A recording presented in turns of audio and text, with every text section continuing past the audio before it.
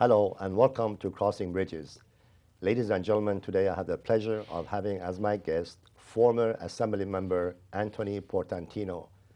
Mr. Portantino served in Sacramento 3 terms as Assembly Member and also over 500,000 people that he represented. During that time, he passed many bills that benefited his entire constituents, and at the same time, he was very professional, distinguished individual, and most importantly, honorable person. Everyone in Sacramento, I'm sure, thought of him very highly, as evidenced by his presentations of these bills, not only for Pasadena, but many other bills that he voted on that benefited California as a whole. Today, you will have an opportunity to learn more about Mr. Portantino, about his background and his vision into the future. At this time, it's my pleasure to welcome a dear friend and honorable Assembly Member, Mr. Anthony Portantino. Anthony, thank you very much for coming on the show, and it's delighted to have you. Thank you, Nat, for having me. This is wonderful. Thank you. It's a pleasure. I want for the viewing audience, if you'd be so kind, take you back a little bit in time and bring you back from your roots in New Jersey to La Cañada, to Pasadena, to Sacramento, and also at the conclusion, what is your vision for future? You were born in New Jersey. Right. I was born in a little town called Long Branch, New Jersey, which is very close to Asbury Park. A lot of people know Asbury Park because it was the home of Bruce Springsteen. And so I like to say I came from Bruce Springsteen country. He actually played in my high school in 1971. Great. I was too young at the time, but everybody still talked about it. And so I grew up in a traditional Italian-American household in New Jersey. My dad passed away when I was 11, so my mom raised the 4 of us on her own from that point on. My oldest brother was in high school, and I was in the 5th grade. And we had a wonderful, traditional, pasta and meatballs every Sunday and every Tuesday, and lots of family hugs, and that the stuff you see in the movies, I lived it, and so it was a lot of fun. That's wonderful. I know that your other 3 siblings that we're talking about, one is a brother. How about the other 2? I had 2 brothers and a sister. I was the youngest of the 4. Right, right. And so most associated with my mom, because obviously I was the youngest when my dad died. Right. I know your wonderful mother, God bless her. She's in heaven now. She passed away just recently. Yeah, just recently. Her name is Barbara, and I know you were so close to her, and that was part of your decision, really, to stop politics for a while because she was ill and you had to go back to New Jersey. I did write to you, and I commended you, and I told so many people that I honor you so much, not only as a friend, as Assembly Member, but also family-oriented individual. Right. You don't find too many people in this business today that give up a career to move into something for a family. So congratulations. I mean that from the bottom of my heart. Well, my mom, obviously, for the last year and a half was very sick. What happened is actually my middle brother, passed away, and so that took a lot out of my mom. When you lose a child, it's devastating, and so for the last 14 months she was not doing well. So I was flying back and forth to New Jersey to be with her as much as I could. We would take our daughters back as much as I could. Actually, I was very proud of my oldest daughter, who 2 years ago, when she had spring break from college, she decided to spend her spring break and she flew back to see her grandmother. That's wonderful. Which was really nice. And well, so, your family tradition has been really a part of your positive attitude in politics, because when I had the pleasure of introducing you at one of the gatherings, I told the people who were attending that you're not electing a politician. You're electing an individual who is truly a family-minded person. He is one of us, and he's going to do an outstanding job on behalf of all of us as family, and that became a reality. well, it's an honor to have been blessed to be in this position, and I think, my mother was somebody who grew up in the Depression, lost her husband, but always maintained a positive outlook on life, and always inspired people to pursue their dreams, to be the individual that they were destined to be in the best capacity they could. And, no pretense, my mom once told me, she said, "Anthony, if you ever get an attitude, I'll take you down." And so, she was a humble lady who instilled in us a sense of values and purpose. I mean, if she had her, selfish desire, she would have kept all her children home. Right. But she always pushed us to go out. And in my case, I went 3,000 miles all the way across the country to California. And as much as that, she would have preferred to have me and her grandchildren close, she also was proud of the accomplishments that we all do and pushed us to pursue those dreams. So, Well, I'm sure she was very proud of you, and she looks over you in heaven, and God bless her. yeah. You educated yourself back east, Right. and actually, after conclusion of education, you decided to move to California to become a filmmaker. Can you please expand from that journey to California? Well, part of growing up, I watched a lot of old movies on television, and it was a good time. Cable TV, believe it or not, had just come into the neighborhood. I remember when HBO came in, and all of a sudden there were these, wonderful, exciting international films that were being shown on television, and so I fell in love with the idea of the film business and working in entertainment. So I went to college in Pennsylvania. I actually met my wife in college in Pennsylvania.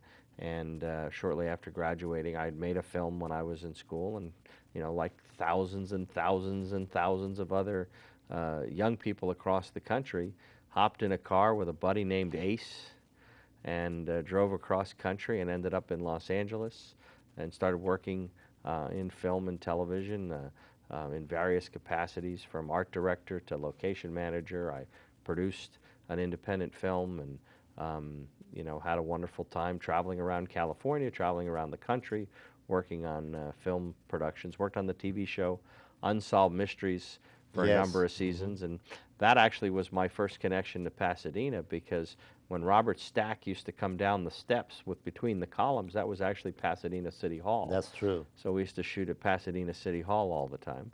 And so, I pursued that interest and worked for a number of years in it. My wife subsequently moved out a few years later, and we got married in 1988 and settled in Los Angeles, and then moved up the 2 freeway and settled in the foothills. And I continued to work in the industry, and a couple things happened along the way. I got bitten by this public service bug and ran for the city council in La Cañada, Flintridge, and spent 8 years on the city council. And all of a sudden, the opportunity became there to run for the state assembly. Well, I'm glad you had that bite, and it's been an honor for all of us really to have you serve us, Tony.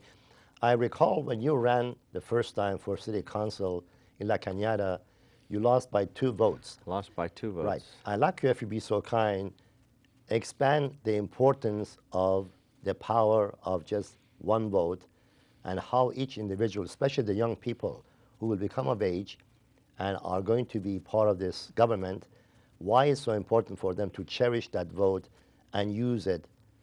Well, we are a representative democracy. The power rests in the hands of the population, of the neighborhood, of the activist. The elected representative is just that, a representative of the people. And the opportunity to select that representative, the opportunity to change the direction of your neighborhood, of your city, of your county, of your state, and of your country, is truly what makes this country remarkable. And so the exercise of that right is extremely important. And in my case, 5,000 votes were cast in that first election, and I came up too short. And so it really emphasizes that point. Just recently in a Pasadena school board race, a 3-vote margin determined whether there would be a runoff election or not a runoff election. Whether or not the outcome changes in the second election or not, there was a 3-vote margin. So as soon as you're eligible to vote, register to vote, get active, because truly the power rests with those who select the representative. We work for the people of our district, of our state, of our city, of our country.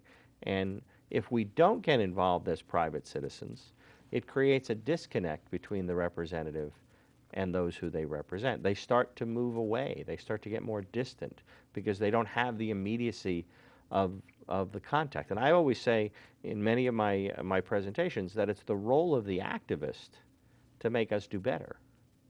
If we don't hear from folks, people are going to assume certain things and make decisions in certain ways, get involved, be active. Call your representative home, shoot them an email, write them a letter. There's no reason not to voice your opinion in a country that values Absolutely. the right to have free speech. Right. I might say the second time you ran for a council member seat, you won with the highest majority votes ever before for a council person. And also you were the first Democrat working with Republicans. How did that work out? Well, I wasn't the first Democrat to. Carol Liu was also a Democrat in La Cañada.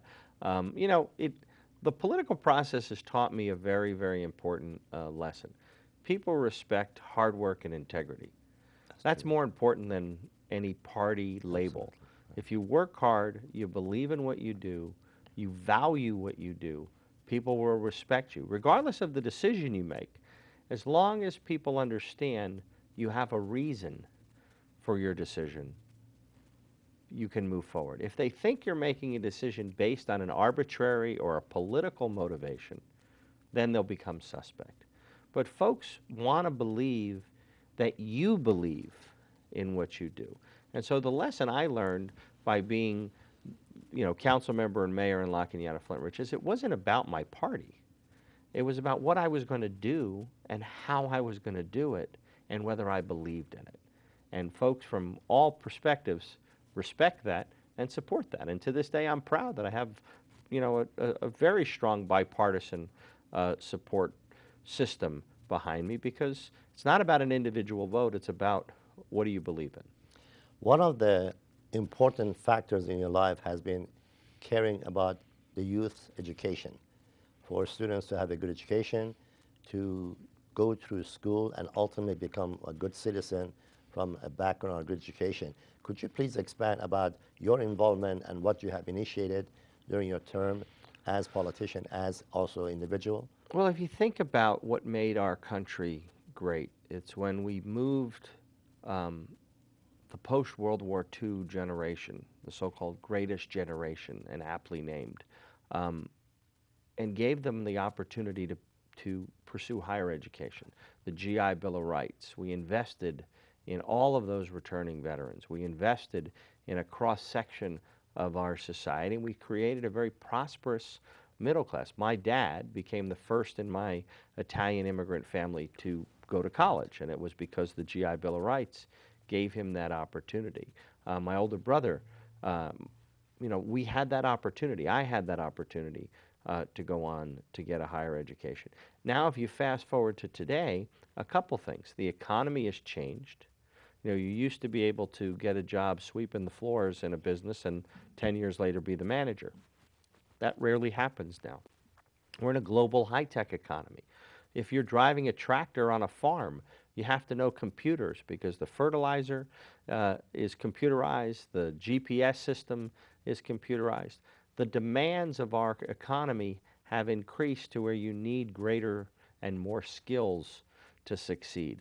At the same time, we've kept a K-12 model of education. And again, in 1950, you could graduate from high school, get a factory job, and be part of the middle class. That model isn't germane today. We have to do more for our children. And at the same time, in California, we have a large immigrant population of children that are the first in their family to pursue, many of them are the first in their family to pursue higher education. We need 17,000 doctors in California to meet the demands of of an aging population. We have 47 allied health professions with job shortages. We're 3 million bachelor's degrees short of what we need to produce to meet the attrition rate. If you're 65 and older in California, we are the 4th most educated state in the country. If you're 25 in California, we're the 40th most educated state. We went from 4th to 40th in several decades. So our solution to prosperity in the future is having an educated population, creating new entrepreneurs, creating new small business owners, creating a high-tech workforce. Doing all of those things is the single most important thing we can do as a society. That's absolutely correct what you just said. And a lot of things that you said, Tony, average individual has no clue from the standpoint of the scenario, the programs, and the initiative that they must take to become what you just Well, I would indicated. disagree with that. I think the average person aspires to see their children educated. I think, you know, everybody has dreams and hopes and aspirations. It's how do we make them aware of the local opportunity? How do we plug children? I'll give you an example. One of the byproducts of being last in the country in our counselors to student ratio, we're last in the country, counselors to students, is we leave almost $500 million of unused federal financial aid on the table because we're not actually applying for it. We're letting kids not apply for the aid that they're due, which then provides them the opportunity to go to PCC, UCLA, Cal State LA, whatever it is. Those opportunities are there. We have to navigate the system. So the hopes are there, the dreams are there, but are we making sure that the system is nurturing enough to plug kids in? The high performers find a way. Right. The folks who have parents who went to school, they understand. But there's a whole cohort of folks that need some shepherding, some mentoring to go through the process. Would you be so kind as to expand on where as people can go to the website regarding the grants that they can apply for? Well, the most important website to go to, it's a federal website called the FAFSA. The FAFSA form is the gateway to all financial aid and grant and aid opportunities. Every high school senior needs to fill out that form. You plug in your financial information and it determines what you're eligible. Colleges themselves, if you're looking at a specific school, most schools have offices that are specifically there to help the individual navigate the system. PCC right here in Pasadena has an office, a financial aid office with professionals. Actually, a former staff member of mine just became one of the financial aid officers at PCC. So the system's there. We have to encourage our students to take it. You know, there's a certain role for all of us to play from kindergarten through college that we have to make sure that we certainly have an expectation, because, you know, children rise to a level of expectation.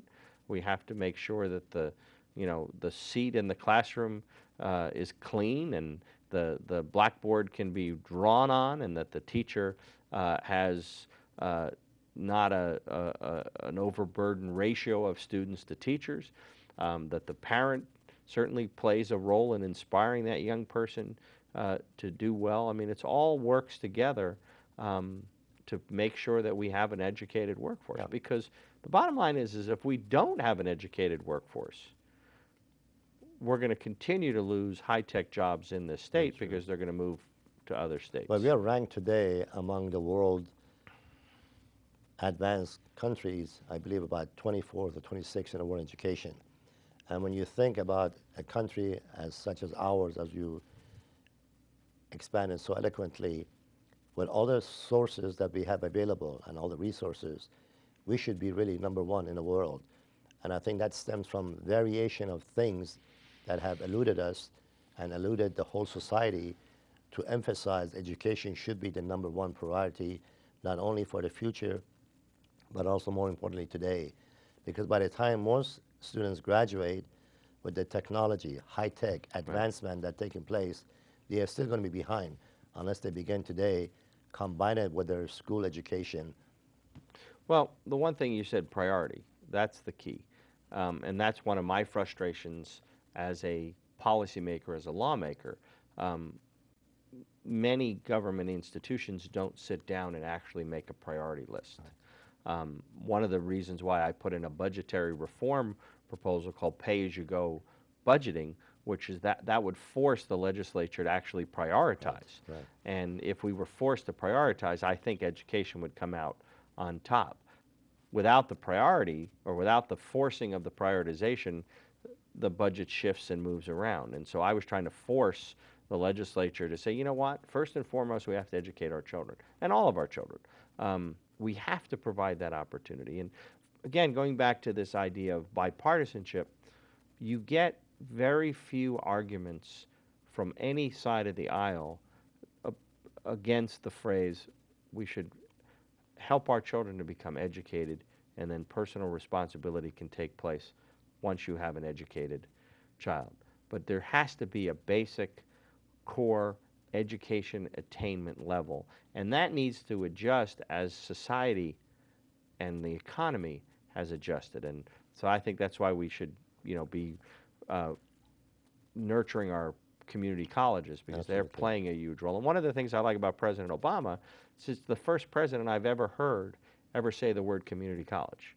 No other president that That's I've ever true. listened to has ever talked about the importance of community colleges. And, certainly many people go to four-year universities and they're an important part, but just from the sheer numbers of students, community colleges serve more students. And so they're central and important to a successful economy. Also cost-wise, for individuals who cannot afford to go immediately to university, that's a good bounce from LA City College, for example, Pasadena City College, to move from there into a four-year college. It's the key to upward mobility. I That's mean, right. it really is the key because it isn't affordable. And now remember, 30 years ago, our community colleges were free.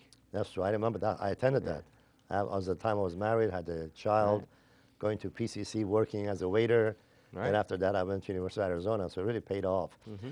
Let's go back to your political career. How was it as the first year, as they call you, junior assembly members? How was it that first year? What are the challenges you were facing? Well, in California, there's lots of turnover in the legislature due to term limits. There used to be. We've just changed the term limit thing. So I came in with a very large freshman class. I was blessed that I actually got the assignment of chair of the Higher Education Committee as a freshman. I'm not an educator, but I made a passionate argument to the speaker at the time of the importance of education in my personal life due to my dad having that opportunity and how I wanted to pass that opportunity. So I was blessed to be the chair of the Higher Education Committee and worked on a number of other issues that were very important to me. Obviously, umbilical cord blood collection. One of my neighbor's children was the first California or UCLA leukemia patient to receive an umbilical cord blood transplant 25 years ago, and it cured his leukemia. And so I wanted to create a public umbilical cord collection program. So we have the ability to cure and treat leukemia, and we discard it in the trash after birth. It made no sense to me. So we should be collecting those stem cells. It's non-controversial, storing them and making them available. So I was successful in getting that through the legislature. So I jumped in the way I always jump at anything and started working and rolling up my sleeves, and I had a blast. Well, you were very successful. Also, they nicknamed you as the Hawk because you stood up and believed in your conviction of the bills you were passing or wanted to be put on the agenda to be voted on. And I think you had a confrontation once with Governor Schwarzenegger, you mentioned at the class the other day. Yeah, the governor, we were 83 days into a budget crisis, and the governor was giving press conferences around the state. And so I just happened to point out to him that you don't solve a budget crisis by giving a press conference. You solve a budget crisis by being a chief executive who brings Republicans and Democrats together to actually forge a budget. And he didn't like that comment that much, and I would stand by it today. You don't solve a budget crisis by giving a press conference. Bring people together, solve a problem. Let's read in the paper. Wouldn't you like to see a headline in the paper? Problem solved. Absolutely. We never see that headline anymore. Absolutely. I think from my standpoint, not really being a politician, but I have been involved in politics most of my life, what frustrates me the most is that, first of all, let's back up. We are blessed to have an Anthony Portantino, and I mean that sincerely from the bottom of my heart. And I wish almost everyone was in your shoes, in your own thought process, own family oriented, because when you are that, then you really care for what you're doing. You don't go to Sacramento for your own ego, for your own gain. It appears to me a lot of politicians become politicians, just the word politicians. What is it in for them? Yes, we have a lot of devoted politicians who really do the very best, but once they leave their home base, they become someone else. Whereas you were the same Portantino who went there, did the job, came back, and again, God bless you for the family ties. Here we are today. Well, the way I would say it is, there's a conventional rule book up there. And a lot of folks get handed the rule book and they think it's really the rule book, and so they follow, what they're told and how the system is supposed to work. And it's a very top-down system.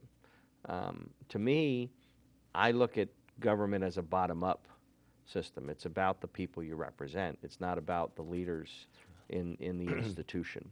And so I actually have had that conversation with a number of speakers that, my district elected me, the speaker didn't elect me.